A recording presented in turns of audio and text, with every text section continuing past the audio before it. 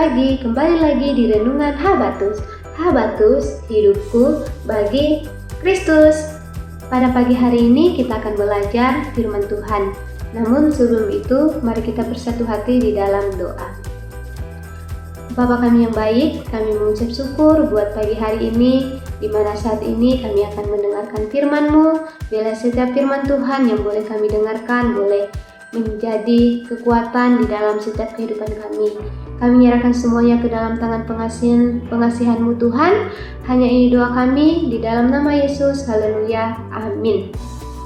Pada pagi hari ini kita akan belajar firman Tuhan dari Galatia pasal 5 ayat 16 sampai ayat 26. Nah, di sini kakak memberi tema yaitu hidup dipimpin Roh Kudus. Adik-adik yang terkasih, pernahkah kalian melihat kompas? Kompas adalah alat petunjuk arah keluar ketika kita tersesat. Kompas yang akan menunjukkan ke arah yang benar supaya kita tidak salah jalan. Nah, kita juga punya kompas kehidupan, yaitu Roh Kudus. Karena itu hari ini kita akan belajar tentang dua cara hidup. Yang pertama yaitu hidup menurut keinginan daging dan hidup dipimpin oleh Roh Kudus. Di dalam Galatia pasal 5 ayat 16, di sini kakak akan membacakannya bagi kita semua. Maksudku, hiduplah oleh roh dan kamu tidak akan menuruti keinginan daging.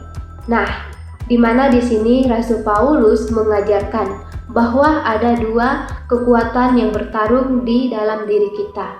Yang pertama di sini keinginan daging.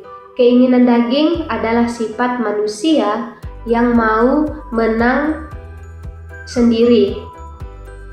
Selain mau menang sendiri, suka marah, iri hati, berbohong, dan malas-malasan. Itu yang dimaksud dengan keinginan daging. Nah, sedangkan yang dimaksud dengan keinginan roh di sini adalah dorongan dari Tuhan Yesus itu sendiri. Tuhan menyuruh kita supaya kita melakukan hal-hal yang baik yang berkenan di mata Tuhan. Itu adalah keinginan roh. Nah, di sini adik-adik juga kita diajarkan bahwa kita dipimpin oleh Roh Kudus.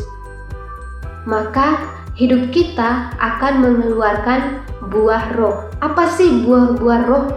Itu yang kita ketahui di sini, buah roh itu adalah sukacita, damai sejahtera, kesabaran, kemurahan, kebaikan, kesetiaan, kelemah lembutan, dan penguasaan diri. Itu yang dimaksud dengan buah roh. Ketika kita memiliki buah roh, maka kita akan menunjukkan kasih kepada sesama kita. Karena itu adik-adik kita harus belajar dipimpin oleh Roh Kudus. Karena itu bagaimana sih cara kita hidup dipimpin oleh Roh Kudus di dalam kehidupan kita sehari-hari? Nah, contohnya adik-adik, saat kita di rumah kita menolong orang tua kita. Ketika orang tua kita sedang minta tolong, mari kita melakukannya. Jangan kita cemberut melakukan pekerjaan yang disuruh oleh orang tua kita, tetapi mari kita melakukannya dengan sukacita dan taat. Nah, selain itu juga contohnya di sekolah. Ketika kita diganggu teman kita jangan langsung memukul atau kita langsung membalas atau marah-marah. Tetapi kita harus mengingat ada buah roh yang di dalam diri kita, yaitu adalah penguasaan diri dan kelemah lembutan. Karena itu mari kita lakukan buah roh yang ada di dalam diri kita sendiri. Nah, contohnya juga ketika kita saat bermain dengan teman-teman kita. Ketika ada teman kita yang tidak jujur saat bermain, marilah kita jujur, jangan curang, dan tidak boleh serakah berebut mainan sama teman kita. Nah, adik-adik, Karena itu, mari kita selalu berdoa dan minta pimpinan Roh Kudus agar hati kita menghasilkan buah-buah yang manis bagi Tuhan.